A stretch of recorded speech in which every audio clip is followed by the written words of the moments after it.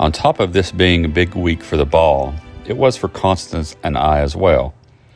We received some items in a will that my late grandmother left me. One particular item was a journal she had kept, which had some hidden details from the first ball.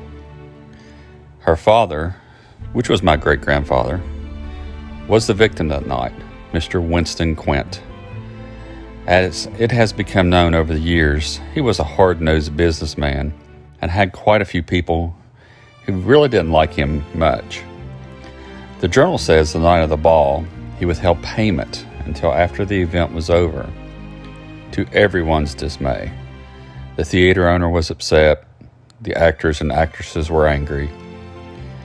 He did this because the theater owner was behind on her mortgage, and the theater was being foreclosed upon, as was the saloon across the street. Someone was angry and killed him for all this, but it wasn't what it seemed. He had actually pulled out money earlier in the week from his personal accounts and gracefully paid them both off. Both mortgages, the theater and the saloon. By doing this, it saved both places from being foreclosed on. He wanted to wait until after the show to announce it to the town, but he got sick and he had to leave. He could have been repaid from the ticket sales and saloon sales later, which was his plan. It was going to be a gift to the city that he always loved. It was also a gift to his son, the gambler, who he had been angry with his whole life. He unjustly blamed him for the death of his wife in childbirth. He never even told him that he was his son. He gave him up for adoption.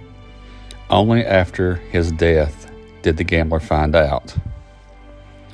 And the manager? Well, she knew all this, but she couldn't tell anyone beforehand.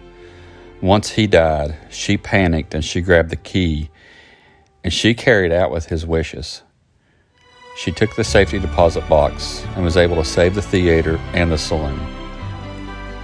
Inside the safety box was the birth certificate of one Benjamin Remington Quint. The papers where he paid off the foreclosures, his will, and some money left for his 2 children, and also Elizabeth for always being there for him.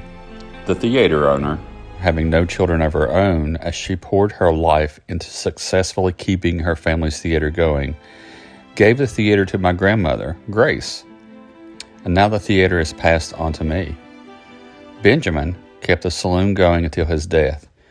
It closed, but now it's actually being reopened by his grandson. Now, my grandmother worked with Sheriff O'Malley on the case. They were able to conclude it was from opium poisoning. Now, it could have been gotten from anywhere, but the only person that she gave any to during the week was an actor named Edmund. But he didn't kill the banker. He wasn't the ruthless type. I should know. Gramps was a nice guy. He did tell Grandma that he gave another out-of-towner some pills, the once famous Charlton. But Charlton didn't take them. He was allergic to them, very allergic to them. He actually took the packs from him just to be kind and not to refuse Edmund, and he gave Edmund some tips. Edmund really adored him.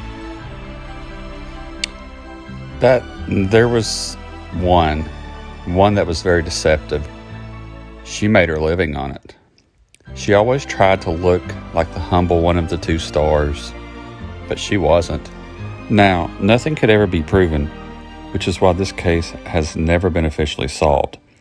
But Edmund did see a couple of empty drug packets at Catherine's makeup table. We believe she poisoned him with all the commotion that was going on. Remember when Benjamin spilled the whiskey on my grandmother and Catherine? That was actually Catherine's fault. The dress, it had some powder on it, and it looked very suspicious. This was discovered after she left. Also, oddly enough, this was her last performance too. She suddenly retired out of the spotlight, and Charlton left her. It was said she met an untimely demise a short time later, and the only photo that anyone has of her is one with coins over her eyes.